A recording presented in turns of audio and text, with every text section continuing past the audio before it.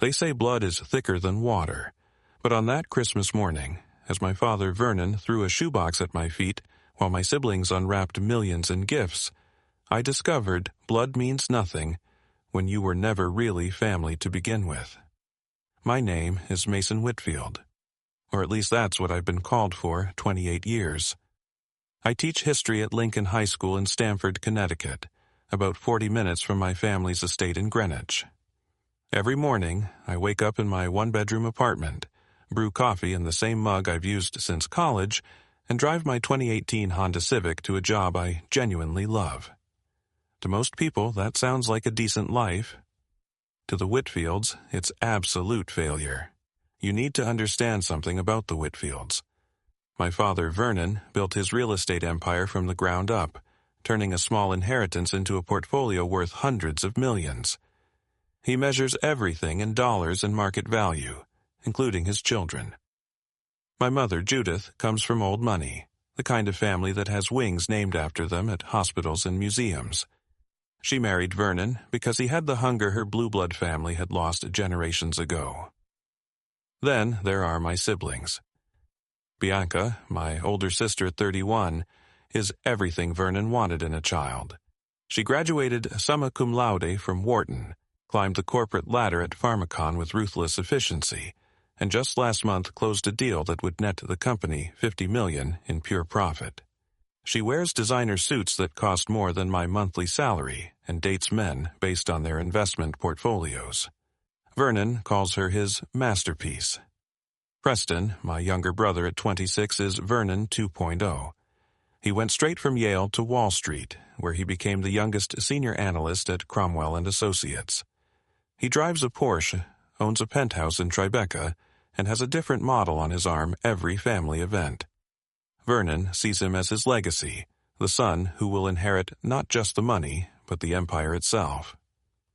And then there's me, the middle child who chose to major in education, despite Vernon offering to pay double tuition if I switched to business.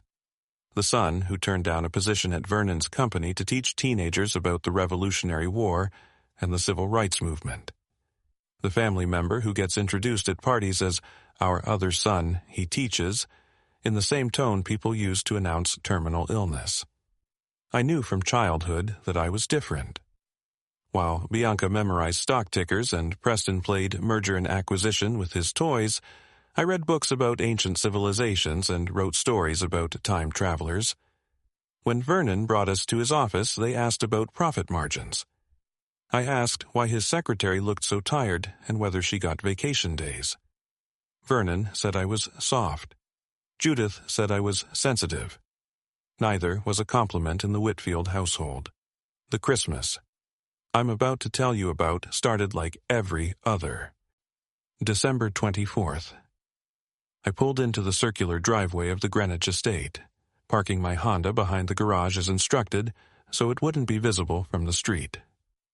The house looked like something out of a movie, with professional decorators having spent 3 days hanging lights, arranging wreaths, and positioning a 20-foot Norwegian spruce in the front window. It was performance art, really. The Whitfields didn't celebrate Christmas, they showcased it. Walking through those massive oak doors felt like entering a courtroom where I was perpetually on trial. Vernon stood in the foyer, bourbon in hand, appraising me like a disappointing quarterly report. "Mason," he said, not son. Never son, unless there were important guests around. "I see you're still driving that Honda." "It gets good mileage," I replied, the same response I'd given for 3 years. "Bianca just leased a Range Rover," he countered, as if my car choice was a personal attack on the family honor.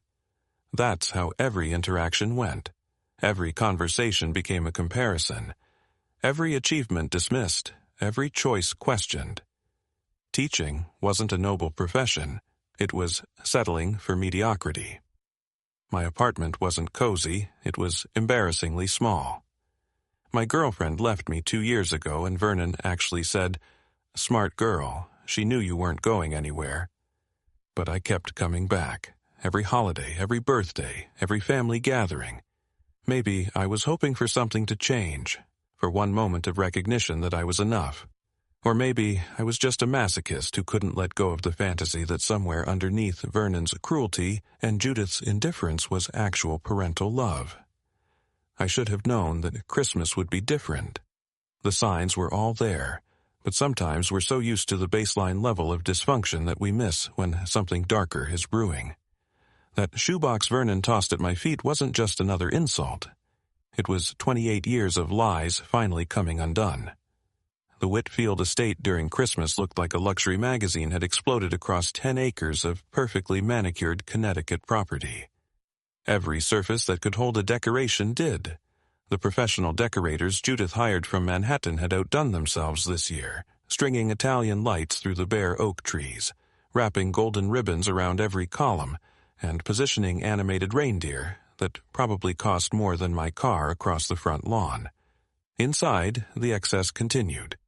The foyer's chandelier had been adorned with crystal snowflakes that caught the light and threw rainbows across the marble floor. Garland wrapped around the dual staircases like green and gold serpents, and the air smelled of cinnamon and pine, though I knew it came from expensive candles rather than any actual baking. The Whitfields had staff for that. "Mason, darling, you look tired," Judith said, approaching me with her standard air-kiss greeting, careful not to actually make contact that might smudge her makeup. She wore a cream cashmere dress that probably cost more than I made in a month. Her blonde hair perfectly styled in a way that looked effortless but required 2 hours at the salon. "End of semester grading," I explained. "You know how it is." "No, I really don't," she replied with that practiced smile that never reached her eyes. "But I imagine it's quite tedious. All those papers to read, the same mistakes over and over. It must be mind-numbing." Preston emerged from the living room, already 3 drinks in, judging by his loosened tie and the volume of his voice. "Mason, brother, how's the noble profession treating you? Save any lives with your lesson on the Boston Tea Party?" "Actually, I had a student get into Columbia because of my recommendation letter," I said, immediately regretting sharing anything positive. "Columbia?" Vernon's voice boomed from behind me. "Decent school. Preston turned them down for Yale. Didn't have the right connections for what we needed." Everything was like that. Every accomplishment immediately diminished, compared, and found wanting. We moved to the dining room for Christmas Eve dinner, where Martina, the housekeeper who'd been with the family for 15 years, had prepared a feast that would feed 20, though there were only 5 of us. "Bianca, tell Mason about the Pharmacon deal," Vernon commanded more than suggested, cutting into his prime rib with surgical precision. Bianca launched into a detailed explanation of how she'd undercut 3 competitors, leveraged inside information from a contact at the FDA, and secured exclusive distribution rights for a new arthritis medication. She spoke about market manipulation and price inflation like she was describing a recipe for apple pie, completely casual about tactics that danced on the edge of ethical boundaries. $50 million in projected revenue for Q1 alone, she finished, dabbing her lips with her napkin. "They're talking about making me the youngest VP in company history." "That's wonderful," Judith cooed. "Vernon, didn't you say the Hamptons house next to the Worthingtons is for sale? It would be perfect for Bianca." "Already put in an offer," Vernon replied, then turned to Preston. "And you? Tell us about the Morrison acquisition." Preston grinned. That same smug expression he'd perfected at age 12 when he'd convinced our parents to send me to summer school while he went to Europe. "Closed it yesterday. $40 million deal. The old man never saw it coming. We basically stole his company out from under him. He'll have to sell his house, probably his boat too. The best part? His son is in my analyst class. Kid has no idea his dad's company just got gutted." They laughed. Actually laughed at destroying someone's life. I pushed my food around my plate, appetite gone. "Mason's awfully quiet," Vernon observed. "No tales of triumph from the classroom, no 16-year-olds whose lives you've changed with your profound insights into the War of 1812. "I'm teaching them critical thinking," I said quietly. How to question sources, examine evidence, understand that history is written by the victors, and sometimes the truth is more complex than what's in textbooks. Critical thinking, Vernon repeated, making it sound like a disease. That's what you call it when you can't teach them anything useful. No wonder public education is failing. I teach at a private school, Dad. Barely counts as private with what they pay you. The rest of dinner continued in the same vein. Every attempt at conversation became an opportunity for comparison, for reminding me of my place in the family hierarchy. By the time Martina brought out dessert, an elaborate chocolate soufflé that went largely uneaten, I was counting the hours until I could leave. That night, lying in my childhood bedroom that had been converted into a guest room the moment I left for college, I stared at the ceiling and wondered why I kept subjecting myself to this. But Christmas morning would answer that question in ways I never expected. Christmas morning arrived with its usual orchestrated perfection. Vernon insisted everyone be in the living room by 9 sharp, dressed appropriately, which in Whitfield terms meant nothing less than business casual. I put on the only dress shirt I'd brought, a blue Oxford that Judith immediately noticed had a tiny stain near the pocket. Really, Mason, on Christmas? She sighed, as if I'd personally offended baby Jesus himself. The living room had been transformed into what looked like a Saks Fifth Avenue window display. The tree, adorned with real gold leaf ornaments and crystals from some boutique in Paris, stood like a monument to excess. Underneath, presents were arranged by recipient in perfect sections, each wrapped in coordinating paper that matched the room's color scheme. Vernon's assistant had probably spent days on this. "Everyone, sit," Vernon commanded, positioning himself next to the tree like a king about to bestow favors on his subjects. He wore a burgundy smoking jacket that he'd bought specifically for Christmas mornings, claiming it was tradition, though the tradition was only 3 years old. "Before we begin," he said, holding up his crystal tumbler of whiskey despite it being barely past 9, "I want to say how proud I am of what this family has accomplished this year. We've expanded our holdings, increased our social standing, and maintained the Whitfield reputation for excellence." He paused, looking at each of us, his gaze lingering on me with something I couldn't quite identify. "Well, most of us have." "Let's start with Bianca," he announced, his entire demeanor shifting to one of genuine warmth, something I rarely saw directed at anyone. He handed her a small silver box with a massive red bow. Bianca opened it with practiced elegance, gasping at the Mercedes key fob inside. "Daddy, you didn't! S-Class, burgundy exterior with cream leather interior, fully loaded. It's in the driveway. $180,000 of German engineering for my star performer." She actually squealed, throwing her arms around Vernon's neck. He hugged her back, a real embrace, not the stiff pat on the shoulder I got on the rare occasions he acknowledged my existence.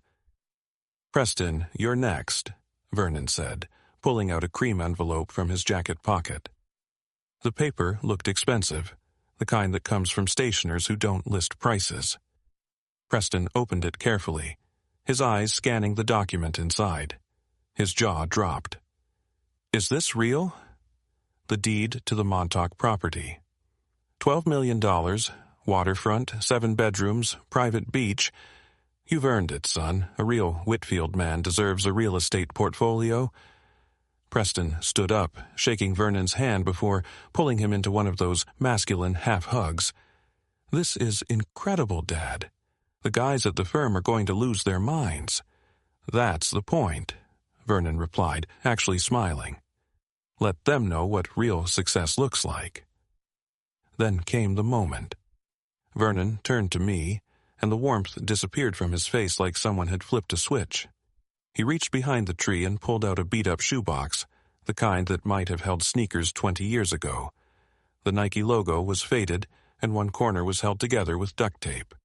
Instead of handing it to me like he had with my siblings' gifts, he tossed it. Actually tossed it, like you'd throw trash into a bin. The box landed at my feet with a hollow thud.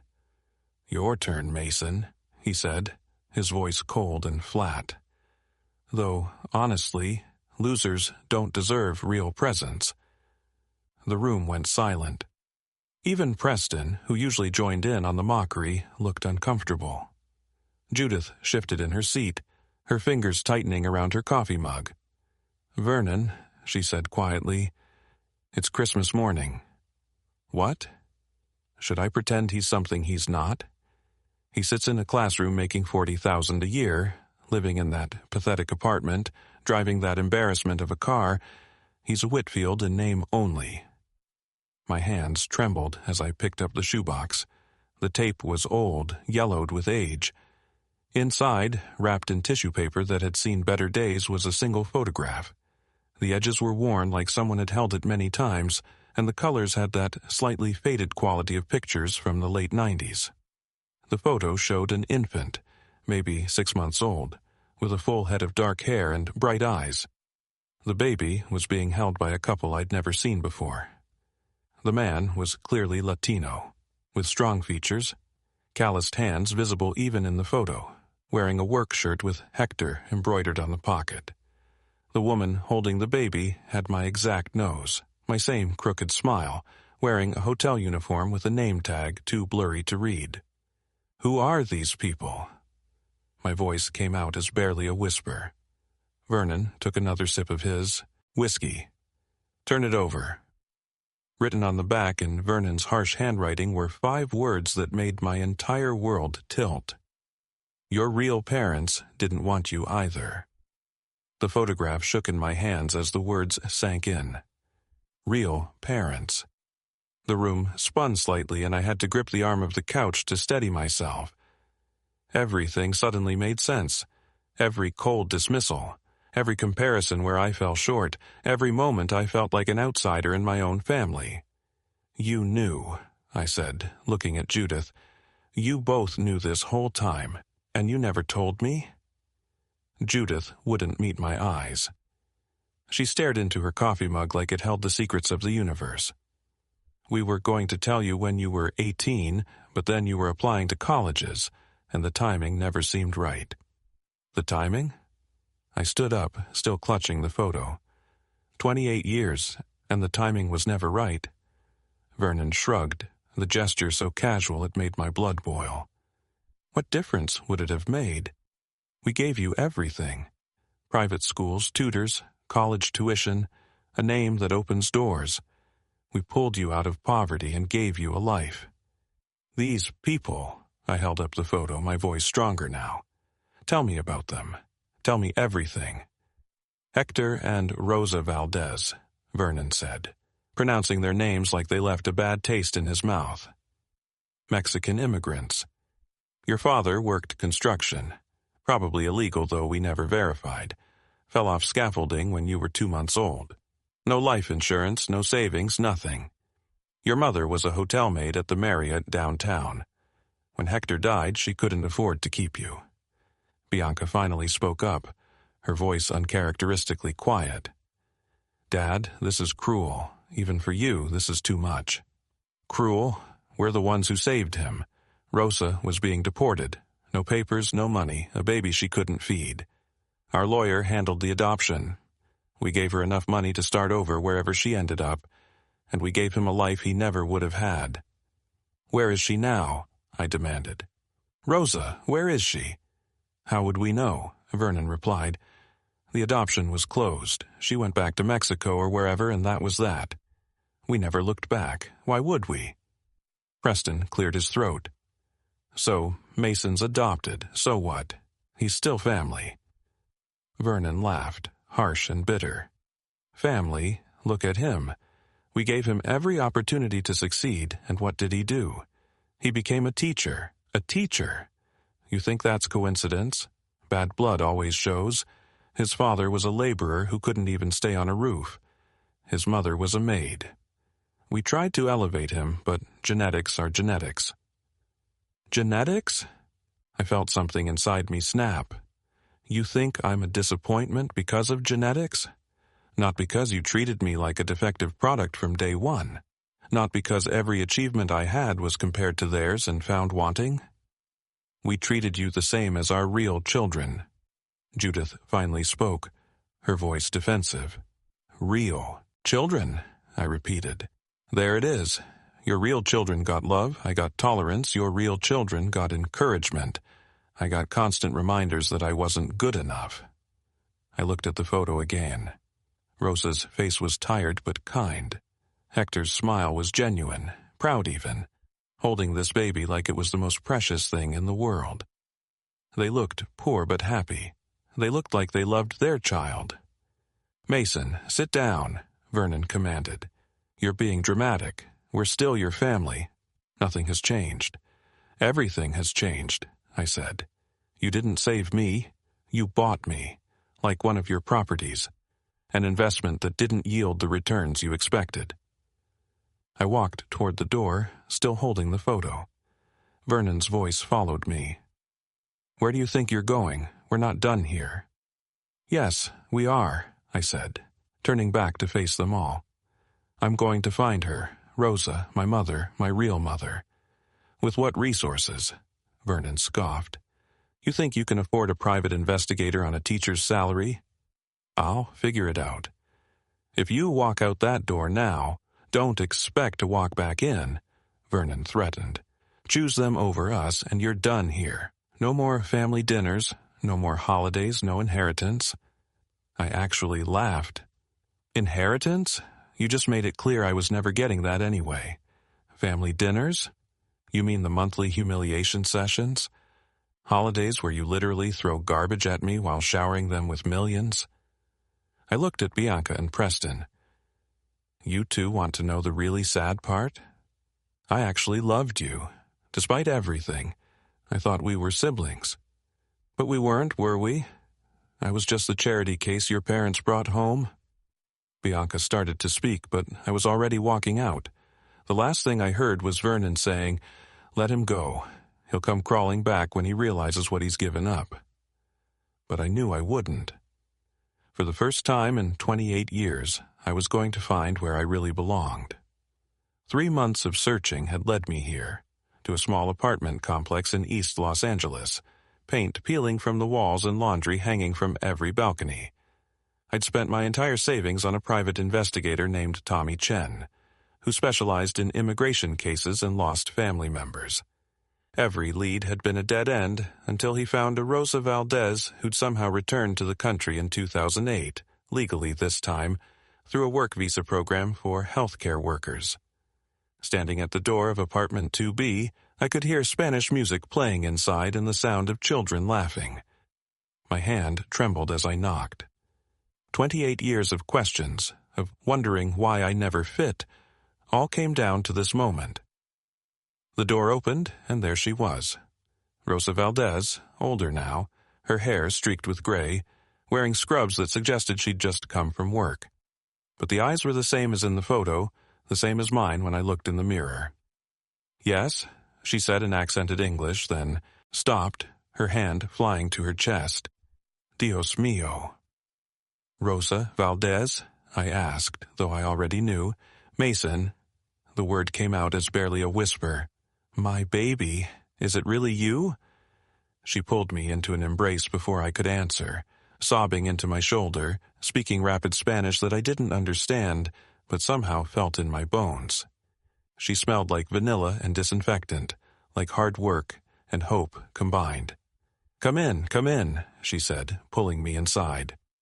The apartment was small but immaculate, every surface covered with photographs, religious candles, and crocheted doilies. Carmen, Diego, ven acá, come here now. 2 people emerged from the kitchen, both in their 20s. The woman, Carmen, had my same stubborn chin. The man, Diego, moved with Hector's solid presence I recognized from the photo. This is your brother, Rosa announced, tears streaming down her face. Mason has come home. They didn't hesitate. Carmen hugged me like she'd known me forever. Diego clapped me on the back, grinning. We've been waiting for you, hermano. You knew about me? Mama never stopped talking about you, Carmen said. Every birthday, she lights a candle. Every Christmas she sets a place at the table. Rosa led me to the couch, holding my hands like I might disappear. Tell me everything. The family who took you, the Whitfields, they were good to you? I wanted to lie, to spare her feelings, but I couldn't. They gave me education and opportunity, but not love. Never love. I just found out 3 months ago that I was adopted. They threw it in my face like a weapon. Rosa's face crumbled. I'm so sorry, mijo. I thought I was giving you a better life. After your papa died, I had nothing. No papers, no money. The rent was due. You were crying from hunger. The social worker said the Whitfields were rich, established, that you'd have everything. Why didn't you try to contact me? The adoption was closed. They made me sign papers. And then ICE came, and I was deported when you were barely 1 year old. It took me 7 years to get back legally, training as a nursing assistant in Mexico, learning English, applying for work visas. By then, the lawyer said the adoption was irreversible. Diego brought out a box from the hallway closet. Inside were photos, dozens of them. Hector on construction sites, always smiling. Rosa pregnant, radiant despite obvious exhaustion, and baby pictures of me I'd never seen, including one of all 3 of us at what looked like a park, having a picnic on a scratchy blanket. Your father was a good man, Rosa said, tracing Hector's face in one photo. He worked 3 jobs trying to save for your future. The day he fell, he was working overtime to buy you a crib. A real one, not the drawer we'd been using. Tell me about him, I said. For the next 2 hours she did. How Hector had cried when I was born. How he'd sing Mexican lullabies even though he couldn't carry a tune. How he'd written letters to me for when I grew up, letters lost when she was deported. Carmen shared how Rosa had worked 16-hour days to bring Diego and her to America legally. Diego talked about growing up hearing stories about their lost brother. We tried to find you, Carmen said. When Mama finally got citizenship last year, we hired someone to look. But Whitfield is a common name, and the sealed records meant we had nothing to go on. Rosa squeezed my hands. You're a teacher? That's what the investigator said when he called. History, high school. Her face lit up with pride that Vernon's never had. A teacher. You help children learn, shape their futures. Your father would be so proud. He always said education was the path forward. The Whitfields thought it was beneath them. Then they're fools, Rosa said fiercely. Teaching is noble work. You're building something that matters. 6 months have passed since that day in East Los Angeles, and my life looks nothing like it did before. I still teach at Lincoln High, but now my lessons carry a different weight. When I talk about immigration, about the American dream, about families separated by circumstances beyond their control, I'm not just reciting from textbooks. I'm telling my family's story. Rosa came to my school's International Day last month. She stood in front of 200 teenagers and told them about arriving in America with nothing but hope, about losing everything and fighting to get back, about the son she had to give up and the miracle of finding him again. Half the room was crying by the end, including me. My students look at me differently now, not as just another teacher, but as someone who understands that history isn't just dates and facts, but real people making impossible choices. The Valdez family has embraced me completely. Sunday dinners at Rosa's apartment have replaced the cold Whitfield gatherings. The table is cramped, the apartment gets too hot with everyone packed in, and someone always has to sit on a folding chair, but there's more love in that tiny space than in all 10,000 square feet of the Greenwich estate. Carmen's daughter, Sophia, calls me Tio Mason. Diego is teaching me to fix cars on weekends. Every Valdez man should know his way around an engine, he says, echoing something Hector used to say. Preston reached out 3 months after Christmas. We met for coffee in neutral territory, a Starbucks halfway between Greenwich and my apartment. I had no idea Dad was capable of that, he said, stirring his latte nervously. The way he threw that box at you, what he said about genetics and bad blood, that wasn't right. It wasn't just that day, Preston. It was every day, every comment about my career, every comparison, every reminder that I wasn't enough. I know, he admitted. I see it now. We were so caught up in his approval that we became him. I'm trying to be different. We text occasionally now. He's still on Wall Street, still making obscene money, but he's asking different questions.